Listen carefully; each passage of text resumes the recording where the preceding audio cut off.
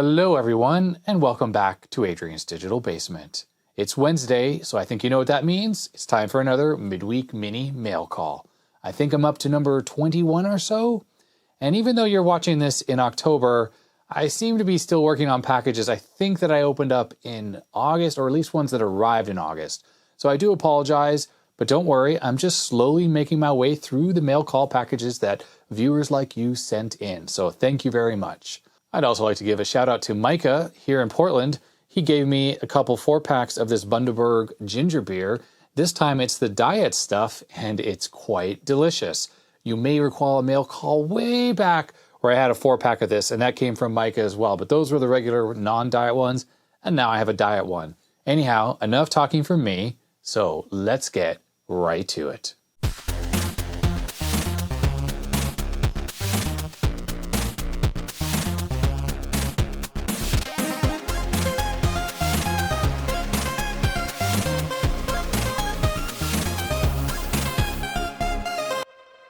Well, I haven't talked about Tang in a while, and I still drink this stuff. And I know I've talked about it before on mail calls, and a lot of viewers have said that they have gone ahead and ordered some of the Mexican Tang themselves because it's sugar-free and have really liked it. Now, this Tang in this glass, now it's a green glass, so the color's a little obscured. This is my favorite Tang to date, and it is the melon flavor. Melon as in cantaloupe melon. And it is so good. I do like cantaloupe. Probably not my favorite melon, but I like it quite a lot. It's much better than crappy honeydew. Worst melon ever. I love this stuff. It's sugar-free. And one of the worst things is I normally go to Mexico every October, and I should have already have been to Mexico and come back with a huge stock of stuff. Unfortunately, due to the human malware situation and whatnot, I'm not going. So I guess I'm going to have to order some mail order instead of picking it up at Walmart like I normally do while I'm down there on a vacation. I also have something else on the bench here that's new, and it's a little Sony Transistor radio. I actually bought this myself off of eBay. It's a little AM radio from the late 60s, I think. It's a model TR1819. I just love it because it's a little cube, and I hope to show this in an upcoming video. Although this does work, I don't think it works very well. The sound is quite distorted on all the radio stations it picks up. It has pretty good selectivity. It gets radio stations fine. But yeah, unfortunately this thing's not working. But I thought I'd just show it because it's just so damn cute. Anyhow, speaking of things that are wood grain, the next item is wood grained as well. And here it is. It's a little 12-inch television again. Since I had just recently done a video on these inexpensive 12-inch televisions, I figured I should just do this on a quick mail call segment as opposed to a dedicated video. So let's take a closer look at this thing. So what this TV is a 12-inch black and white television with a UHF and VHF tuners. It's branded RCA. Like the last one I showed on the channel, it's got wood grain, although it's just plastic. This would have been a very inexpensive television set sold around the late end of the 70s or into the early 80s. This TV is basically almost the same and identical as that Samsung one I recently had the video on, although this one has a fully functional UHF tuner. Well, I don't know, I haven't turned this on yet, but at least it's mounted in here properly. It doesn't feel loose, and the VHF tuner is working fine as well. This is the on-off switch and also volume control, and this is probably a brightness or contrast knob here. I did just notice that that knob was turned all the way up, which doesn't bode well for this cheap television set. It might have a very tired CRT, just like that last Samsung one. On the back of the set, unfortunately, the labels have both fallen off. This would have been the one that has the FCC information, whatever, and probably model number on this one, and they're both gone. You can just see ever so slight remnants of the glue and some of the writing that would have been visible. There are 3 simple controls back here. We have horizontal and vertical hold, along with, it looks like, contrast. This set does have a built-in antenna, and it looks like that connects to these 2 screw terminals. The other one had UHF and VHF separate screw terminals. This one appears to have the same. It's probably switched internally, so you would just connect one antenna for both bands. Otherwise, this set is relatively unremarkable. I mean, the wood grain is here. Condition-wise, it's not bad. It's a little dirty, especially on the front of the set here. this could use some good cleaning, but considering the age, it's not too bad. And I'd say it's a little bit cleaner actually than that last Samsung set. So without a label on the back, it's hard to know when this TV was actually made, to know if it's older or newer than that Samsung. Although looking at the appearance, it looks pretty much the same generation. I had posted a picture of this set on my Twitter feed, and one of my followers actually recognized it and pointed me to the exact model number of it. So I did a quick Google search, and of course there's pretty much no information, but clearly this photograph from I think some old eBay listing is clearly the same TV set. A shout out to Hakko Mike. He was the guy on Twitter who pointed me to the model number of this TV. On that same listing though, there was a photograph of the back of the TV, and there it is. It's RCA model number AGR121W. And it looks like the TV set in the photograph here was manufactured in July 1982, so we can wager that this TV set was made about the same time. And on the lower label, it's not much to see other than this one key point, made in Taiwan by RCA Taiwan Limited. And of course, RCA being an American brand, one might think that TVs like this were made in the US, but no, I think by the late 70s, all black and white TVs sold in the US were probably made elsewhere, and this one being made in Taiwan, who knows, it might have been OEM'd by some other company. It did say RCA there, but I wouldn't be surprised if they bought some OEM design from another company and slapped the RCA name on it to be sold in the US. What I did find is this, and this is a Kmart ad from December 1982, and this television, it's really hard to see, but I could read the model number on my computer before the printer made it too light. Anyways, this TV set in December 1982 was on sale for $74 US, which in 2020 dollars is $196.67. So even back then, this was quite an inexpensive set. Hence what I mentioned in the last video, this being like a bedroom TV or a kid's TV, something you get for your kid as a second TV in their bedroom, to hook up to their computer, or to watch TV on or whatever, when the main TV in the living room was occupied by the parents. So there we have it. That's the inside of this TV. I'm going to go out on a limb and say this is pretty high hour. I'm going to say that because check out this deflection yoke here. This was, okay, it's like a gray plastic. There is so much soot on here that is usually an indicator of just a lot of hours. Now, of course, the environment the TV's in, it couldn't operate in a very clean place. It's not going to have this much dust and can be very dirty and operate for less hours. But typically when I open a monitor and it looks like this inside, there's not much of a chance that the CRT is going to be working well. Also, check out the high voltage anode connection here. There isn't even the little cup on there. I'd say that this here is a diode, and that's because the flyback transformer is exactly that, it's a transformer.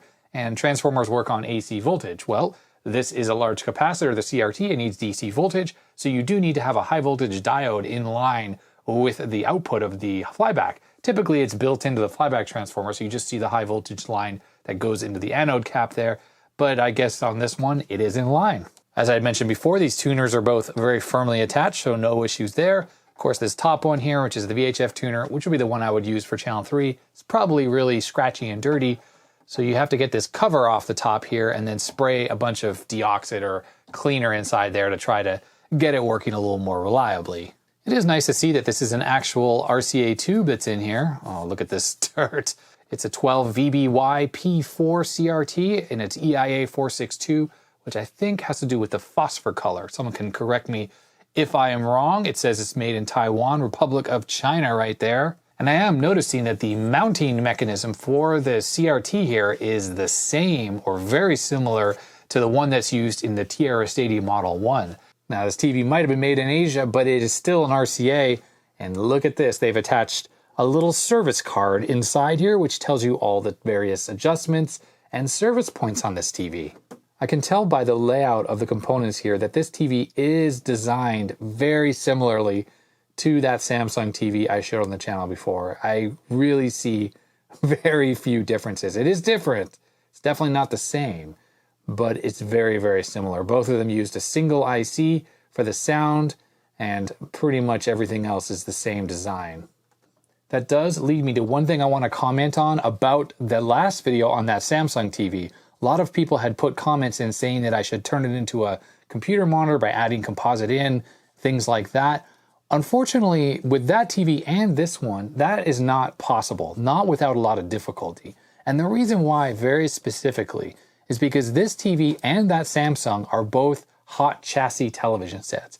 And what that means is the mains input here does not go through a transformer. There isn't even a switch mode power supply.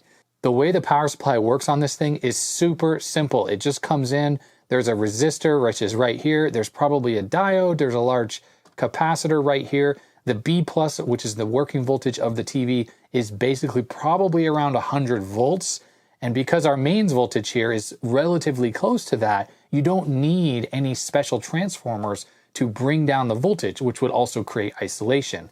In Europe, on the other hand, where you have 220 or 240 mains voltage, you do need a transformer to bring down the voltage that's for small black and white TVs like this.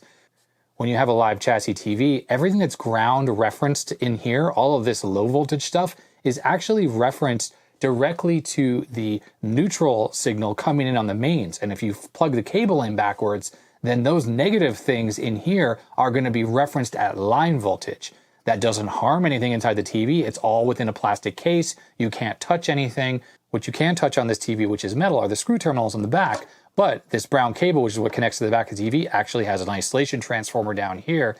So if you want to hook composite video up to this, of course, composite video has a ground, right? And you're going to need to use transformers or an optocoupler or something like that. It's a bunch of extra work, it's extra circuitry, and it's just not that simple. That is why whenever you open up a computer monitor, even ones of this vintage, like from the late 70s into the 80s, the monitors always run off, say, 12 volts, and they use a transformer to convert the mains down to 12 volts, and then they generate their boost voltages that are needed to run the monitor through the flyback transformer. But you see this little simple flyback here? This doesn't have those windings that are necessary to create those boost voltages. This thing is just running straight off of mains. All right, enough waffling. I think it's time to plug this in and give this a test. All right, let me carefully turn this around. And here we go. Is there going to be fireworks, or is this thing just going to work? Okay, we got sound. That's a good sign. Is there any picture? Wow, there is nothing. Oh, wait, I have the brightness turned all the way down. Oh, that is maxed out.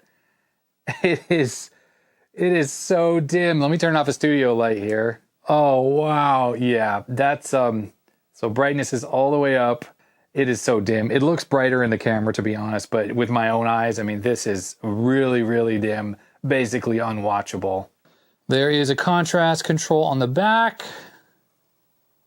And yep, that doesn't really do much because this is the brightness control on the front and is maxed out. This TV probably hasn't run in 20, 30 years, so I will just let this run for 20, 30 minutes or an hour and see if the picture brightens up on its own, just kind of wakes up, which definitely can happen with a CRT. It's actually a little bit brighter now than it even was a couple minutes ago. Well, so this TV's been running for maybe 30 minutes. I have the RF modulator hooked up to the test pattern generator, and as you can see here, it actually looks okay. I've sprayed some Deoxit D5 inside the VHF tuner, so that's working fine now. It was actually okay, but now it's working even better. I don't have any audio hooked up, but I sprayed a little bit of Deoxit from the back in the volume knob, and that seems fine. I did a few sprays on the pots on the back, and that seems okay too.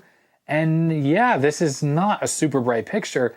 I think in a room that wasn't bathed in super bright sunlight, this thing would be completely watchable. So color me amazed, pun intended. This is a black and white TV. Letting it warm up for a good 30 minutes seemed to have woken it up quite a bit.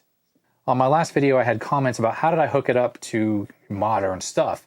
Well, this right here is a GE RF modulator. I think I found this at the thrift store for a couple dollars. That's one problem when you use clip leads is you don't always get the best picture quality here. Oh, yeah, it's because the clip leads just fell right off there. On the last video with one of these small TVs, I was showing Adrian Digital Basement video on here, and people were like, how did you do that? Well, I have very inexpensive HDMI to composite adapters. I just got them from China, and you plug that into your laptop or whatever, and you play a video, and then you hook it up to the RF modulator through the composite signal, and then you can hook it up to an old black and white TV like this. I gave this TV a very quick clean with the old Windex. Now the CRT at least isn't covered in all the filth it was originally, and I want to do something now that I didn't do last time that a lot of people were asking for. Hooking up an 8-bit computer to the black and white TV. I know the Apple IIc is not the perfect computer to hook up to a black and white TV like this. Probably more people were using black and white TVs with their Apple IIs and 2 Pluses, and that this computer was probably more likely paired with an actual Apple monitor. But when Apple came out with the original Apple II, they didn't even have a monitor on offer. You basically had to buy your own monitor or hook it up to your TV. So let's see what happens when I hit the power switch. There we go. Apple IIc. Black and white TVs, at least the ones in the US, did a lot of kind of auto adjustment of the levels, which is why this signal looked great with the color bars with a good grayscale representation. But now the black background on the IIc is actually kind of a grayish color. So you do need to turn the brightness down just a little bit to get a more accurate picture. This is a disc here that someone who had just gotten an Apple IIc might be trying out. Let's boot this up. Apple presents an introduction to the Apple IIe computer. Copyright 1982 Apple computer. You know, I'm actually kind of surprised, all things considered, 40-column text from an Apple II on this little black and white TV, through the RF modulator, no doubt, looks absolutely fine.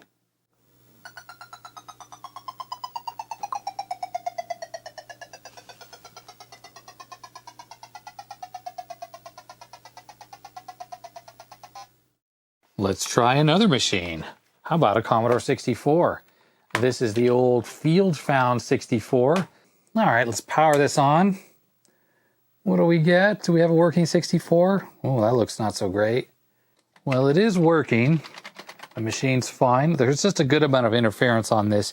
I think part of the problem is, of course, I have it connected with clip leads and stuff like that, so it's extra prone to picking up interference. And I guess technically there's no RF shields on this machine, because remember, on the field-found 64, they completely rusted away to nothing. The Apple IIc we were just using, on the other hand, has its original RF shields on it. I never took those off. So yeah, we're getting interference. But hey, there's a 64 running on a TV. In fact, I have the Easy Flash 3 here. Why don't we go into the games and let's do Donkey Kong Arcade. I think the sound should work. Maybe, maybe not.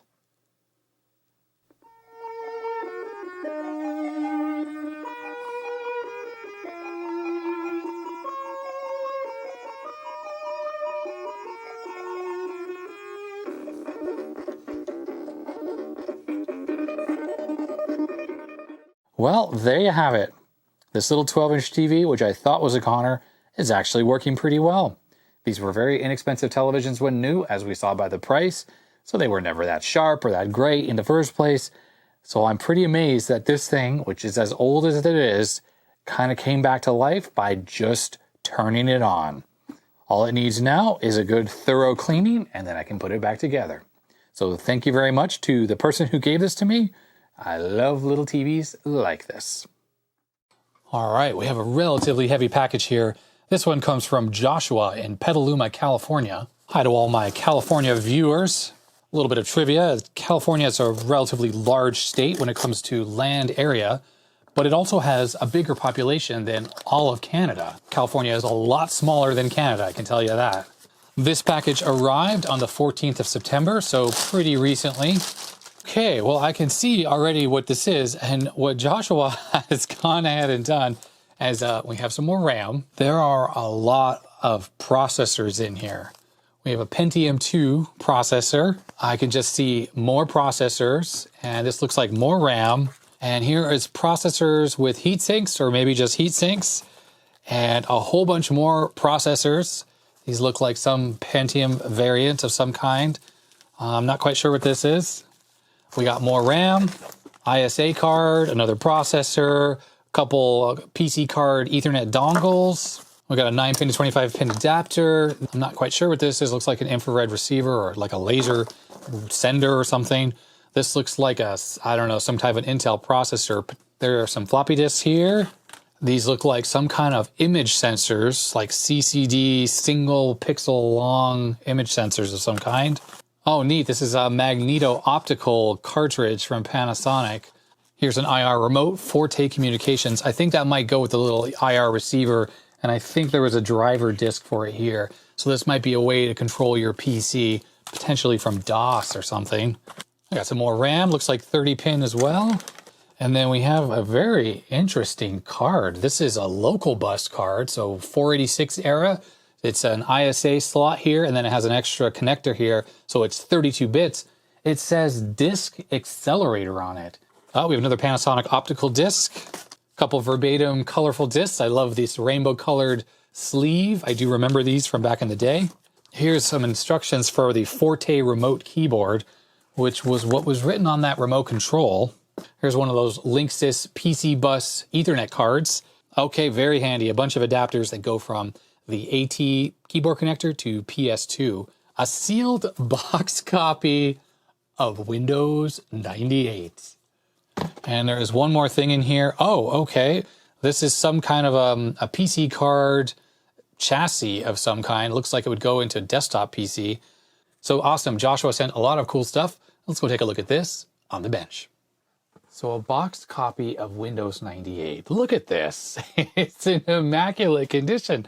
This looks like it was just bought at CompUSA/Egghead Software just the other day. So for PCs without Windows, it is the second edition. It's updated and improved.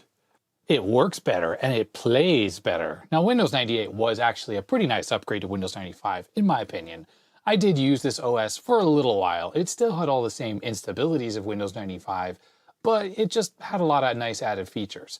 I was actually a beta tester for Windows 2000, so I was running maybe around in 1999 a beta copy of 2000, which I thought was a really great operating system, which of course Windows XP came out not long after, and it was just a slight improvement of Windows 2000 with graphical improvements and stuff like that. But yeah, Windows 2000, that was a pretty kick-ass operating system. So this is that caching local bus card. So it's a multi-IO card, sort of like a regular high-speed one that you would have had in your 486 that gave you IDE, floppy, serial parallel game port usually. But this one has the extra capability of having ROM chips on here. So it has its own BIOS, maybe to support larger hard drives, things like that. But this is also a caching controller. You put RAM here, and then it will actually cache the hard drive to give you a speed boost. Now, there's no battery on here, and a good caching controller has a battery. So if you accidentally power off your computer, you don't lose that data that got written into the cache. So when you power the machine back on, it's able to then flush the cache and write that back on the disk. This card is not like that. But you'll see the main IC here is a Promise, and here it says DC420, so I'm assuming that is the model of the card. Promise was very popular back in the day for making hard drive controllers for computers. You might have an ISA one or PCI controller cards that would expand the capability of your computer, like say give you 2 additional IDE ports where you had just one, things like that. Here are the ROM chips on here, copyright 1983, and there it says Disk Accelerator. I haven't looked for the manual for this card, but I can see right off the bat it's 256 times 4, which means this is 256K and this is 256K, so 512K total. There is RAM already on here, and this I think is 256K, 80 nanosecond RAM. It says bank 0. There is also no game port on here, just 2 COM ports, this and here, and a parallel port, and you have IDE and floppy.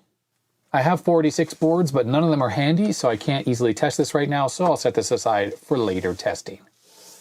As I had mentioned, there is lots of RAM. This is 30 pin memory, and these are all 256. I've already gone through these and labeled them as such. And I have another set of 30 pin memory, and these are all 1 megabyte modules. So that's nice. That'll go into my existing collection of 30 pin memory. Here is the Pentium 2 processor that was in here. I don't quite know. It does say compact computers on here on this barcode. Not quite sure how fast this is, but that is just a sticker. Kind of cool that they did that. Intel switched to this kind of slot mechanism instead of a socket around the Pentium 2 era, and I don't know why they did it, because sometime in the Pentium 3 era they switched back to using chips on the motherboard. But as you see, this has a metal plate on the back, and this is where you attach your heatsink and your cooling assembly to it. So yeah, this thing was a slot. You slot it into the motherboard. There is a bunch of writing up on the top here, but it's very hard to read, and I don't think the camera's going to pick it up. That probably describes how fast this processor is, but this might be like 450 megahertz or something around that. I am sure there's a way to disassemble this because I wanted to show everyone what it looks like inside, but there is the regular looking processor sort of right there. And then additionally on these early Pentium 2s, there was cache memory on the same PCB. So it wasn't on the die, it was separate. Now, at the time this processor was being sold, there were Celeron processors, which is Intel's lower cost CPUs being sold, that were compatible with the same slot. And I actually had one of those. I think the main difference on those was they were slower. This is probably 450 megahertz and the Celeron was 300. But the Celeron didn't have any level 2 cache, which is what these extra chips are on this board. So it theoretically was slower, even at the same clock speed as this chip. But the crazy thing is you could overclock the Celeron from 300 to 450 megahertz trivially, like no effort at all. You just changed the bus speed on it. It would run at the same speed as this. But I seem to recall that Celeron 300A had some cache memory integrated into the processor itself, and it would run that cache at full 450 megahertz. And on this processor, the cache is external and it ran at half the CPU speed or something like that. I'm sure someone can correct me in the description about all the technical details about the 300A, but long story short, you saved a ton of money and you ended up with a processor that was as fast as this one for significantly less money. Now, I don't have a motherboard that takes these types of processors, so I can't test this one, but that's okay. I'm not really into PCs that are newer than like the Pentium era, like this one that's sitting right here. Okay, let's see, there's another slot processor in here actually. So this, I can show everyone what it looks like inside this Pentium 2. So plop this out. All right, so well, inside this Pentium 2, you have something that looks like this. The only difference is, of course, is there are cache chips on there. So there's extra chips in here that I mentioned weren't on there. So this particular one has the cache memory inside the processor here. All right, another card that Joshua sent is this, which is just a simple 16-bit ISA floppy drive controller and IDE. Now this large IC here is specifically for the floppy drive controller. IDE doesn't, you notice there's really nothing much on here, and that's because IDE is actually basically an extension of the ISA bus itself. It's literally taking the signals from the bus and running them through a ribbon cable, and the only thing you have is some chip select logic, which is probably what's going on with these two chips here, to select the IDE, the device on the end of the IDE bus, which of course is the hard drive or the CD-ROM drive or whatever, when it's being accessed. This is that PC card, so like PCMCIA goes in there, you plug in cards like network cards and things, and then it has these rather large, these are 50 pins, I think, connectors. There was obviously a matching controller that this went with. I don't know what that might be. And yeah, so you could mount this. This obviously goes inside a 3.5-inch bay in your computer, and then you could plug cards into here. So for instance, a Wi-Fi card, you could use that, or any other type of PCMCIA card. There was stuff like for FireWire and hard drives, and yeah, it's kind of neat. It's too bad that there's no matching interface card for this. It's probably an ISA card of some kind. There's the model number of this little thing in case anyone is interested. SPI D2P. Here are some adapters, as I had mentioned earlier on the unboxing. This one here is just a standard 9-pin serial to 25-pin serial. Some of the pins are a little bent up, but it's nothing I can't fix.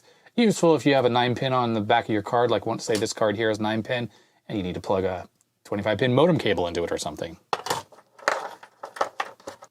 These are the cable versions of 5-pin DIN to PS2 keyboard connectors, so perfect for using your PS2 keyboard with an AT. This is for use with an AT. Or remember my Tandy 1000 keyboard adapter? It did need one of these. I had one that was like a little molded thing, went from this right to the PS2, but sometimes the cable ones are nice because the keyboard connector doesn't get as much stress because you don't have this big adapter, you just have a cable with strain relief. He sent 2 of these along, which are Ethernet dongles that goes with this here, which is a PCMCIA or PC card, or this is PC card, so card bus. And it's an Ethernet card, so you take one of these, and this plugs in there, so that gives your laptop Ethernet. Now, of course, you can see this is very thin and fragile, so it wasn't uncommon back in the day that these got broken. Like if that was stuck in your laptop and this got yanked on, it would just snap this connector right off. I think most of the time the card survived and it was these that broke. Both of these look like they're in great condition though. I don't see any bending or breaking, so I will need to test this. But if you recall from a previous mail call, my Windows 98 laptop, the Panasonic Toughbook, doesn't quite seem to be working correctly when it comes to PC cards. Remember, it was freezing up and acting weird. So I'm going to need to fix that before I can even test this. Look, drivers for that promised disk accelerator card. There's version 1.02 here on the bottom and 1.3 on the top. I am not aware if these are available online. They probably are, but in case they're not, please let me know and I can upload these to archive.org or something like that. Here are those colorful verbatim discs. They're both high density. You can often tell if this label were missing that this is high density because high density discs never seem to have that ring that's around here. See the circle that's cut off? The double density discs have like an extra ring that's sort of glued on, a little strengthening ring. And it really feels like they removed those on all the high density discs, at least the ones I've seen. But I also have seen double density discs that don't have the ring. So it's not for sure, but it does help you identify. And I do love, I like this rainbow pattern that's on here. That's pretty cool. And the Panasonic PD cartridges, 650 megabytes. I am pretty sure this is like a phase change kind of thing. So it's a CD-ROM, so to speak, but it's double-sided, I think. Yep, double-sided. And if you look inside, you notice that while the pattern on the disc, the media itself, has those lines, I think this is still somewhat compatible with a normal CD-ROM drive. So any drive that could read and write these also handled regular CDs, I think. And maybe you can take these out of these caddies, use them inside drives that support reading the PD discs, but not writing them. But on the back, you have the usual warnings in multiple languages. And you see, PD cartridge can be used with PD/CD-ROMs bearing the PD mark.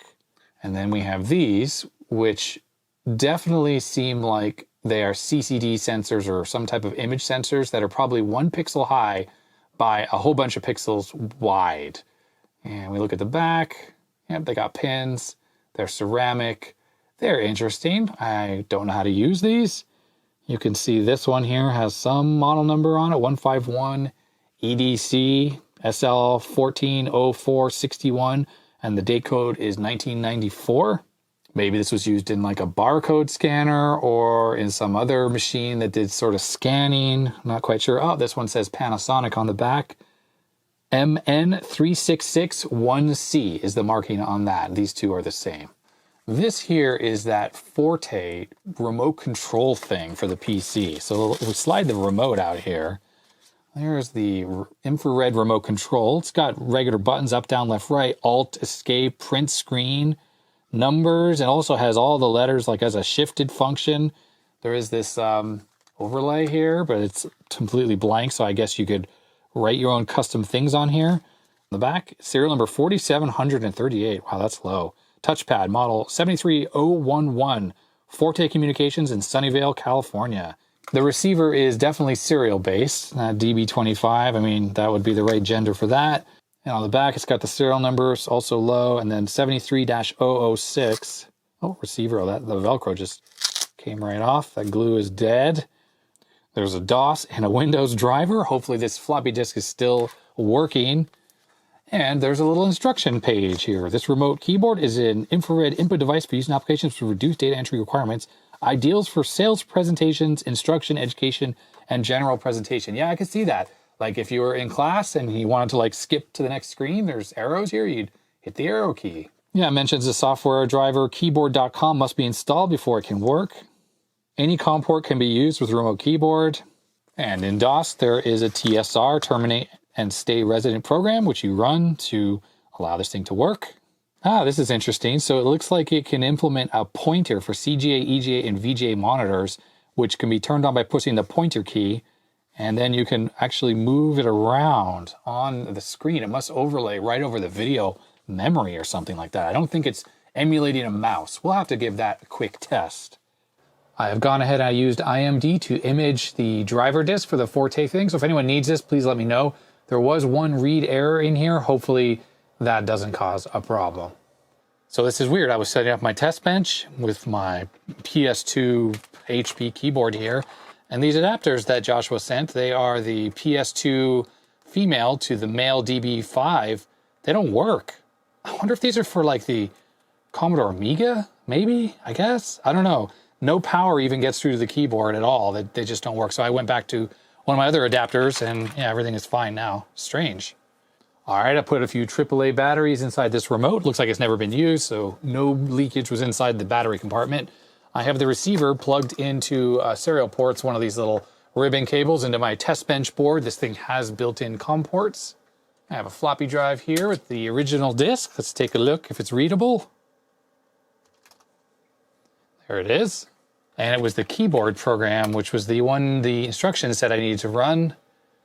Started with these things. Keyboard driver installed on COM1. All right. So here's the remote, and this key here is asterisk, and if I push it, all right, we're getting 8. I think numlock needs to be off, maybe. No, I don't know why that's 8. Weird. 5 is 2. All right, it's acting funny. So this button here is 1. That doesn't do anything at all. And yet when I push the asterisk, I get the 8. What? Okay, so I rebooted again with nothing loaded.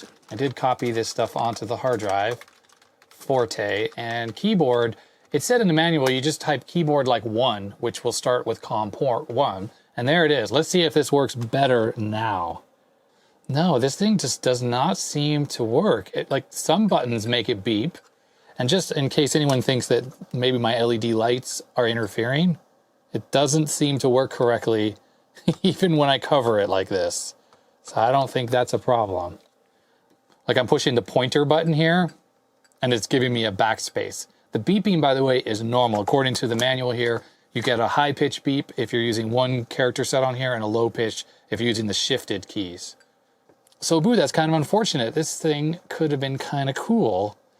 At least it's not working on this Pentium board. Maybe it needs an older, slower computer? Not really sure. Next up from Joshua is this. It's not just a heatsink, it's got a processor attached to it. And it looks definitely like a 486. Unfortunately, it has some incredibly powerful glue on it. And I tried all I could to get this thing off with a chisel and a hammer and the vise. And notice there's a piece missing from the processor in the corner. It's probably still fine. That leg is intact, I think. Oh, unless I took an entire leg off. No, I didn't. That's the one corner that's missing one pin. This thing just does not come off. So I have no idea what kind of 486 this is. There is a number on the bottom, but that looks like a date code, 95, 17th week. And I looked up the rest of that, and I can't figure out anything about what kind of 486 this is. So if you happen to know, please let me know. But judging by the fact that something else in the box was from a compact, this was probably from a compact, and they probably put like a 46 DX33 or something like that, or this could be an SX for all we know. But that glue, that is bonkers. If anyone has suggestions on how to get this off, please let me know. But I clamped the heatsink in the vise, and I used a chisel to try to hammer it and snap it off. And no luck, the processor started giving up before the glue. And then in this bag, I transferred this stuff into here. We have a plethora of processors. So this is a NetBurst Pentium 4. Ugh, one of the worst processor lines around. I had a Pentium 4 machine, not personally. I had one at work. And that thing, it was fine, but it ran so hot.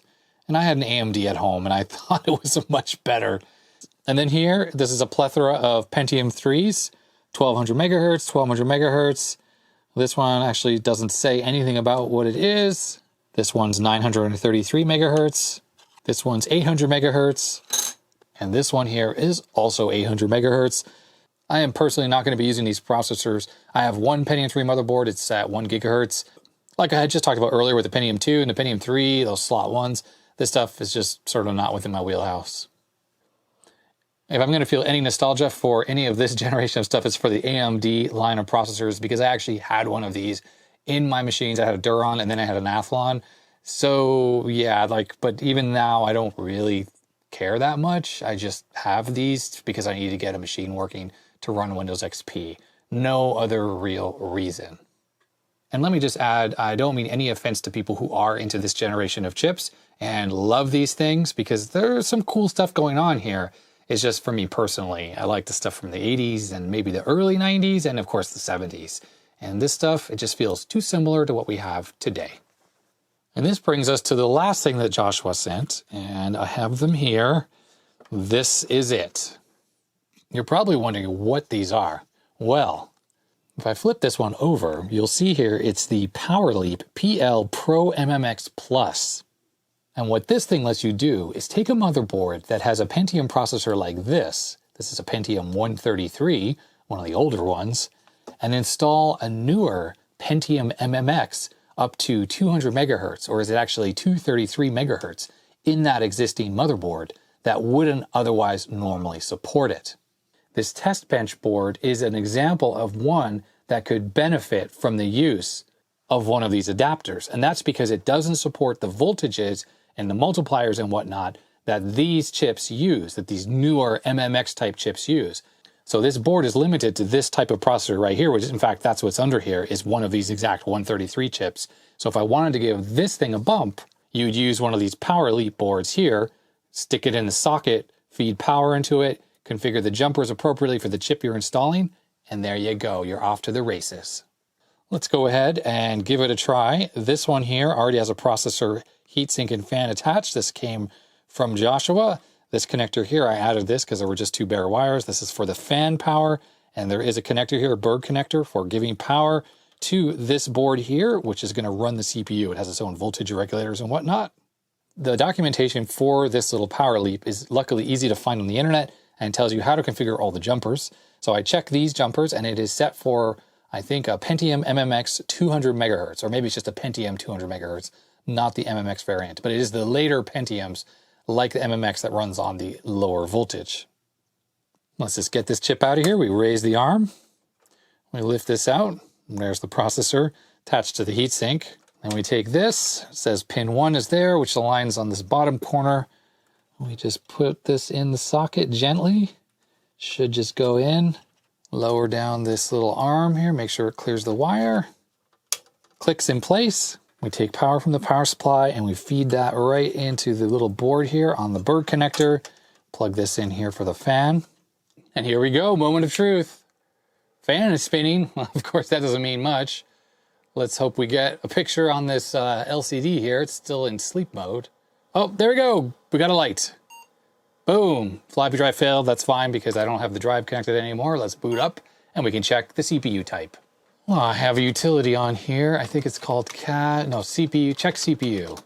Check CPU. There it is, 200 megahertz. So this is an original P54. So it is the same generation as that first processor, but it is running at 200 megahertz, which I don't think this motherboard supports. It just doesn't have a jumper for that multiplier.